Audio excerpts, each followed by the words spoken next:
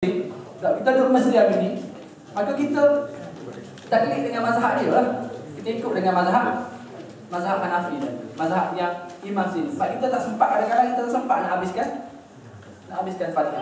Tapi kalau bila kita balik Malaysia, tak payah ikutlah, kita habiskan. Sebab kalau kita tak nak habiskan Fatihah, dia jadi fitnah pula. Sebab dalam mazhab dia yang memisahkan kita dengan imam adalah kita mesti serentak dengan imam. Kan? Kita tak boleh berpisah dengan imam. Kalau imam rokok, kita kena rokok. Imam sujud, kita kena sujud. Sebab tu bila mana kalau imam rokok, kita tak rokok lagi, arak tarik kita. Kita tarik keluar. Sebab dia kata, kita takut kita berpisah jemaah dengan imam. Jadi itu menyebabkan fitnah lah. Sedangkan dalam mazhab Syafi'i tak terputus lagi sehinggalah imam tu bangun untuk rakaat kedua barulah terputus. Maksudnya jauh. Ya.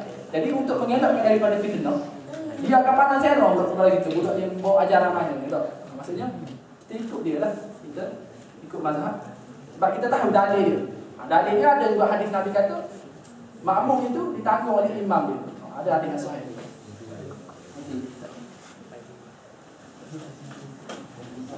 Adakah memang disunatkan senyap seketika bila habis baca Fatihah sebelum meneruskan baca Fatihah?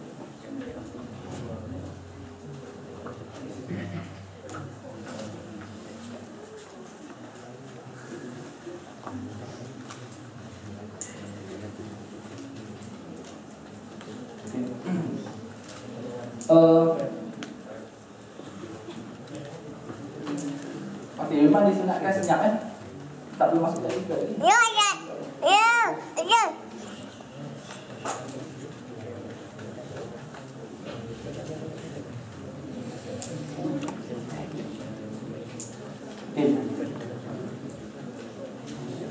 Adakah disunatkan membaca ayat atau surah selepas solat Fatihah di dalam solat jenazah? Tidak.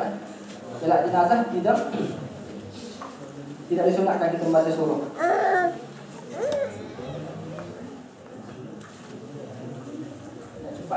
Tak cukup masa ni. Okey, perkara-perkara disunatkan dalam solat ada tak? Disunatkan kita membaca dalam rakaat pertama lebih panjang daripada rakaat kedua.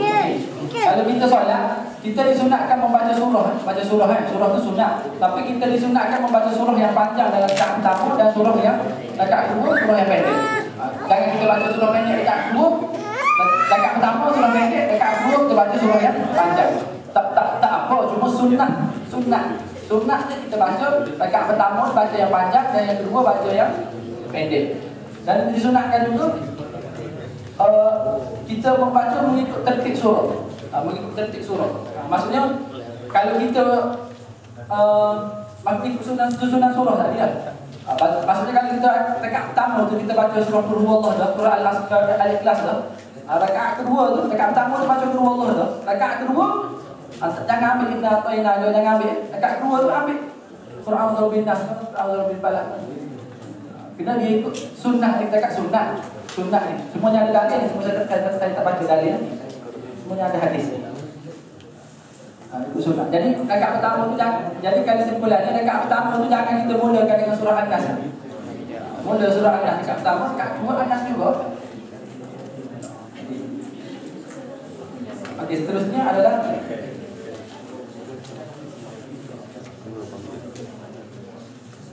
okey, makmum disunatkan baca surah ke tak?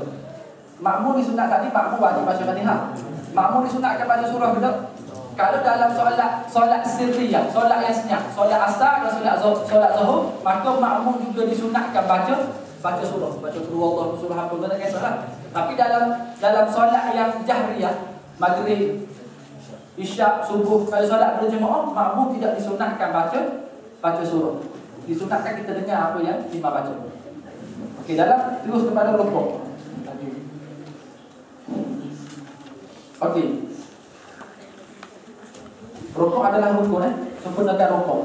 Okey, yang pertama sebelum menundukkan badan dan rukuk, ucapan takbir.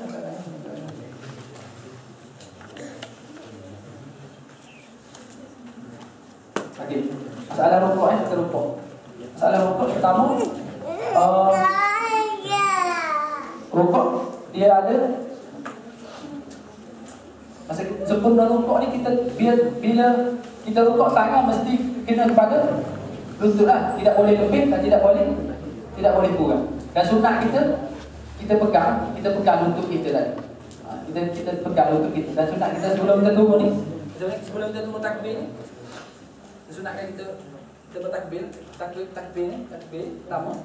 Dan turun tu disunatkan kita letak dan kita pegang lutut kita tadi. Sunatkan pegang. Bukan jangan kurang, jangan lebih. Tak batal solat kalau kita lebih sampai ke kaki, tapi kita bagi sunat ataupun tak sampai ke lutut. Tapi yang biasa sunatnya sampai ke lutut. Sehingga kita jadi apa? Rekod itulah, betul. Dan juga dengan qadar tamakninah. Kalau kita Allahu Akbar, kalau kita nak duduk Allahu Akbar, naik terus, batal solat. Sebab dia kena tamakninah. Allahu Akbar. Tamakninah sekadar mana? Sekadar yang paling singkat ialah sekadar tasbih. Rabbana walakal hamd. Maksudnya di sini Rabbana sami Allahu liman hamidah. Bukan Rabbana walakal hamd, sami Allahu liman hamid. Apa? Subhana rabbiyal azim. Subhana rabbiyal azim wa bihamdihi. Satu kali. Itu sekadar maksudnya Allahu Akbar, Subhana rabbiyal azim wa bihamdihi. Itu sekurang-kurang tamakninah. Kalau tak sampai itu maka tidak sah. Maksudnya Allahu Akbar, maka tidak sah. Sebab dia tak ada tamakninah. Iktidak apa? Paling-paling kurang iktidak ialah tamakninah. Tamakninah paling-paling pendek ialah Subhana rabbiyal azim wa bihamdihi. Subhana rabbiyal azim ataupun Subhana rabbiyal azim. Paling-paling pendek lah tamakninah.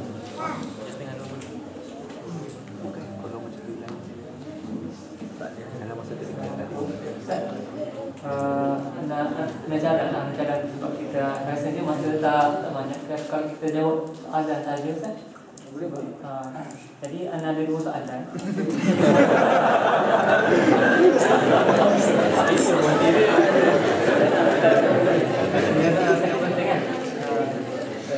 Soalan yang pertama,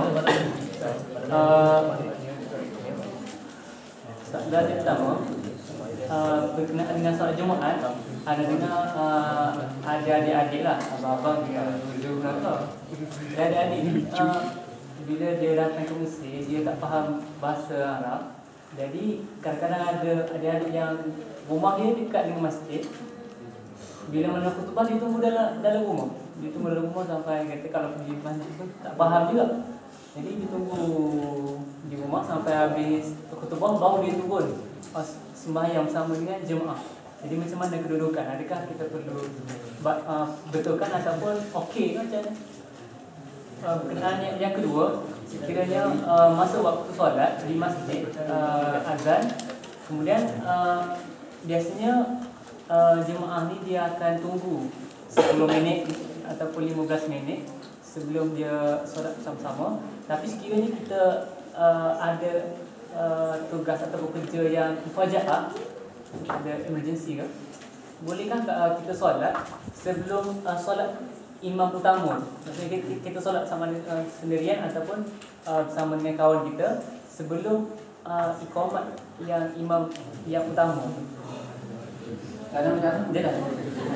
Contohnya kita solat di Masjid Firdaus, contohlah. Contoh azan Zuhur. Tiba-tiba kita teringat bahawa kita ada kuliah dan kita terpaksa pergi ke kuliah segera. Tapi masa tu dia tak qomat lagi dekat masjid tu. Jadi kita masuk, kita solat Zuhur dulu sebelum imam utama tu solat sama dengan jemaah semua. Jadi macam mana kedudukan solat kita?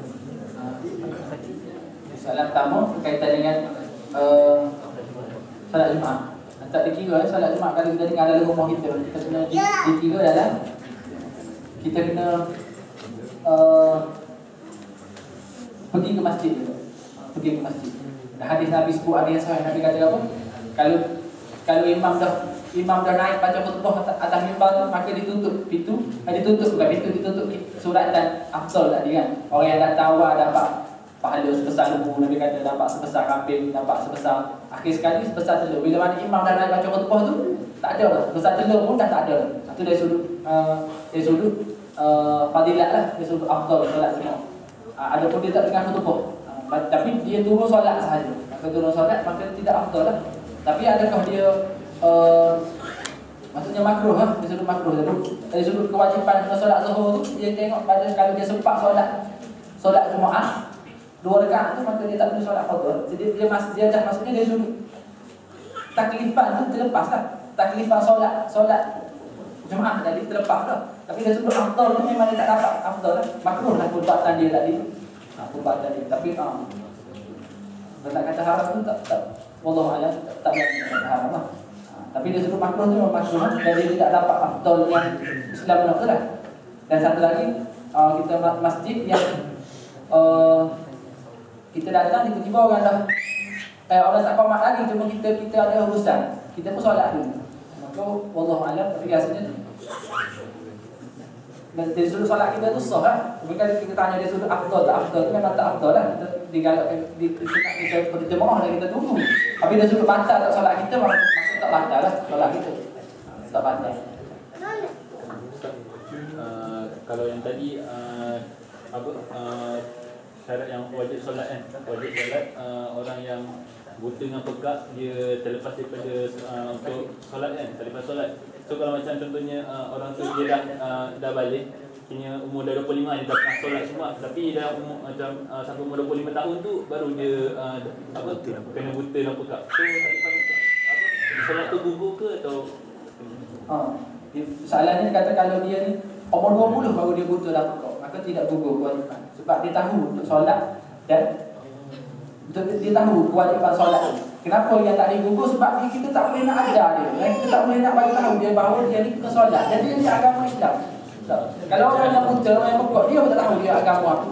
Jadi kita macam mana kita nak bagi tahu untuk solat? Agama pun dia tahu dia agama tu. Dia tu kira ahli fatrah lah. Dia tu kalau mati dia memang dia ahli syurga. Salam Ustaz, apa hukum solat pakai niqab? Sebab sembahyang solat pakai niqab, maka memang tak boleh. Apa pun kita buka niqab. Tak tahu, Allah a'lam. Dalam mazhab Syafi'i kena buka niqab. Masalah ni Allah a'lam. Tak boleh kita solat dengan niqab. Buka dan kalau tahu tangan kena buka. Kalau saya tanya, itu kalau dia masa umur dia katakanlah sebelum baru dia mesti buka kan. So macam mana dia nak tahu waktu masuk solat tu?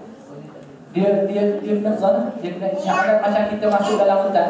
Tiba-tiba tak ada waktu, kompas tak ada, pukul tak ada. Maka kita istihad. Dia boleh istihad. Masa mana dia nak solat, tiba-tiba dia solat. Solat pukul 11 pagi. Kita nak beritahu dia, solat tak boleh. Maka kita biarkan dia dengan diri dia. Dia dengan istihad dia. Kita dalam hutan, kita masuk dalam hutan. Ada 3 orang masuk dalam hutan.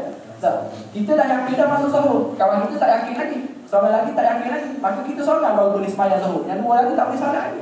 Kalau 2 lagi solat, tidak sah solat lagi. Sebab kita tak yakin lagi 2 lagi. Dan kita tadi dah yakin masuk sahur. Maka kita wajib solat. Kita boleh ke solat. Sebab kita tak ada waktu yang kita boleh sepakat. Macam solat kan kapal terbang aku. Tak sempat je, tak sebut kita solat kan kapal terbang. Soalan dalam tanya pada soalan Jumaat tadi. Soalan tanya soalan Jumaat, kondisi daripada kita terlewat ke soalan Jumaat, maka kita masuk di rakaat kedua dan dia sempat untuk rokok bersama imam. Maka di situ kondisi solat kita bagaimana?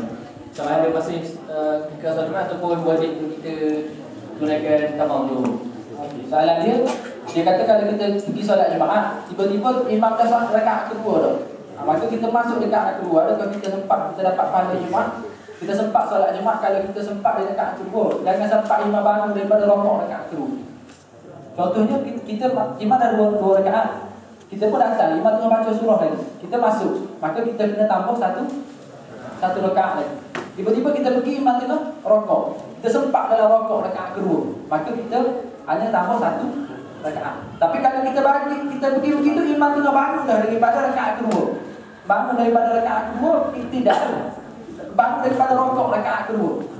Kan? Rakaat kedua imam bangun, ataupun imam tengah sujud di rakaat kedua. Maka masa tu kita niat solat Jumaat, tapi kita tambah 4 rakaat. Kita tambah 4 rakaat. Tapi itu Imam Syafi'i, dalam kitab Imam Syafi'i kata, niat solat Jumaat tapi solat zuhur. Kalau nak teka-teki apa dia niat solat Jumaat tapi solat zuhur. Kita niat solat Jumaat tapi kita tambah 4 rakaat lagi. Kalau kita tak sempat dengan bangun balik lagi. Tapi kalau kita sempat sebab dia kira rakaat ni ialah sempadan rakaat ialah di rokok. Maksudnya kalau kita sempat lagi ambil rakaat kedua tu, maksudnya kita masih lagi dikira solat Jumaat dan boleh tambah 1 rakaat saja. Tapi kalau kita tak sempat di rokok tadi, maka kita kena okey, kita tambah 4 rakaat. Tapi nak solat Jumaat, tapi solat perbuatan solat zuhur. Saya nak tanya sah atau tidak solat tu kalau baca Fatihah tanpa ambil nafas setiap satu ayat. Ambil nafas kan? Maksudnya kita berhenti lah, kita berhenti Fatihah kita kalau nak sambung lain. Kalau kita sambung bacaan sambung lain. Kalau bacaan berhenti kita ada lah nafas dia. Okey. Allah Alam kena tanya tak. Tapi kalau kita sambung tak ada masalah, sambung dulu. Alhamdulillahirabbil alamin arrahmanir rahim tapi tak baguslah makruhlah. Tapi kalau kita sambung tu tak apalah kata nafas.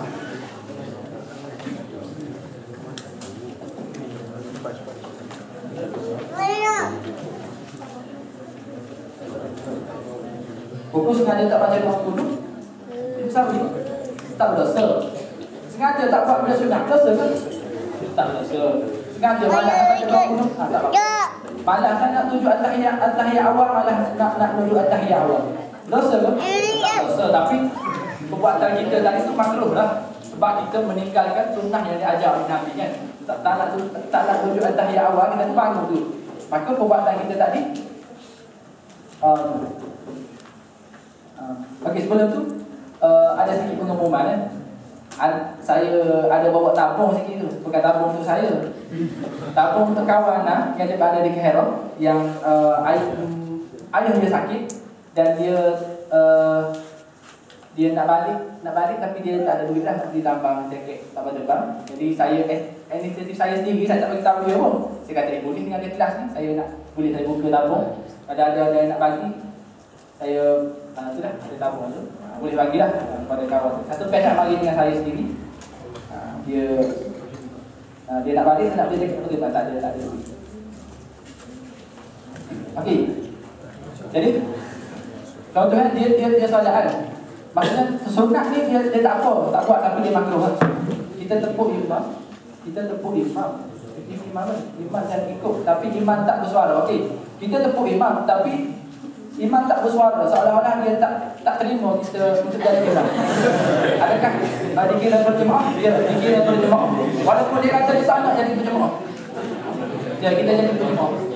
Kita dikira berjemaah.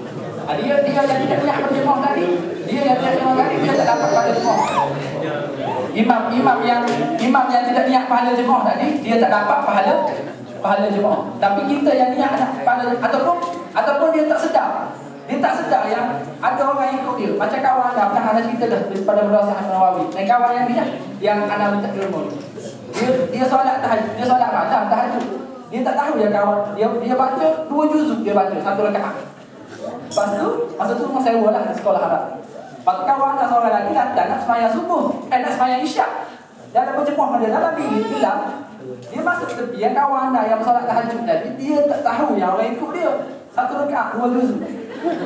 Setengah jam keluar tu peluk. Dan ceritanya sebab adakah dia dapat pahala jemaah? Ceritanya dapat pahala jemaah, dia dapat pahala sebab walaupun orang itu tidak tahu.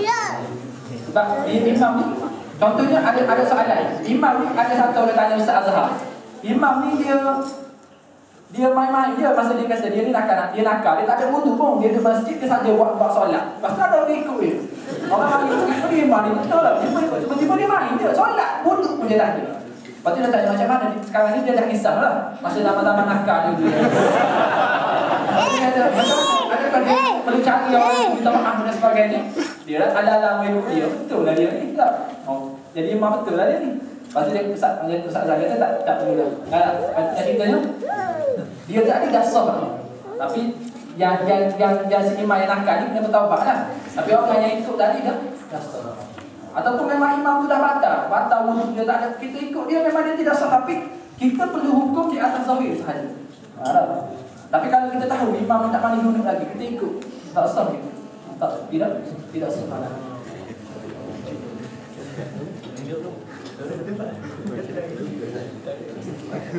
Betul ke masa tahiyat lelaki perlu berbengkok sedikit, jangan terujud. Tak kira lelaki atau perempuan. Kita disunatkan yang dalam mazhab Syafi'i, tangan kita ada beberapa penanganan, tapi yang paling kuat dalam hadis dalam mazhab Syafi'i, kita tangan ibu jari ni pegang dengan jari tengah. Ni adalah tahiyat kita, pegang sini. Masa tahiyat dan akad tahiyat masa kita ucap syahadah tadi lah. La ilaha illallah. Masa kita pegang. Maksudnya kita letak tangan kita letak tangan tu gini. Yang tangan telunjuk ni.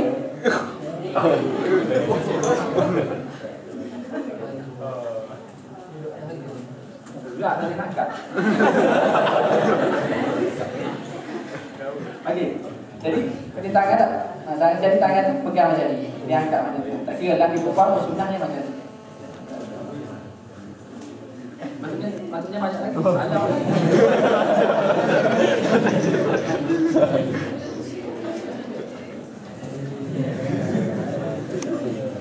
Okey, hukum sengaja tak bersuara, tak bersuara. Yang afdal bersuara kuat. Seperti isyak dan maghrib. Dia tak bersuara, sayang afdal. Tak ada masalah, sunat ainah. Maka tak perlu sujud sawi. Solat maghrib, solat isyak, dia solat, dia senyap. Dia tak baca kuat. Maksudnya tak baca secara kuat lah. Secara kuat. Maka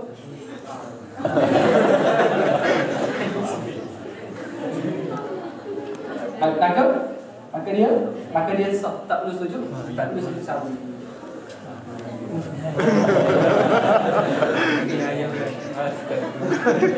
Ada lagi? Okey, boleh tak Ustaz terangkan cara buat sujud sawi? Okey, sujud sawi ni sekali atau 3 kali bersama dengan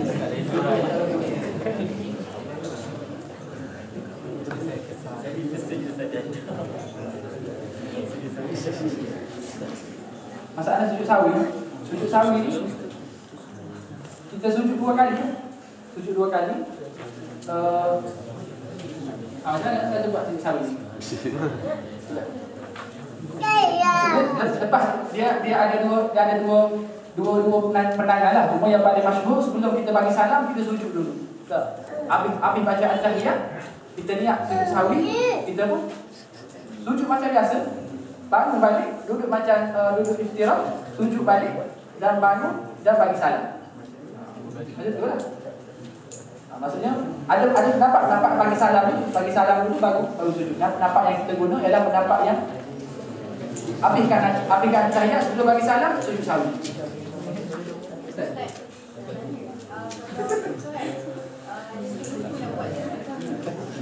Lupa dapat sujud sawi tak ada masalah. Sujud sawi itu sendiri sunat. Kita meninggalkan benda sunat, kita meninggalkan sunat muakkad dan kita dituntut untuk sujud sawi. Sujud sawi itu sendiri sunat.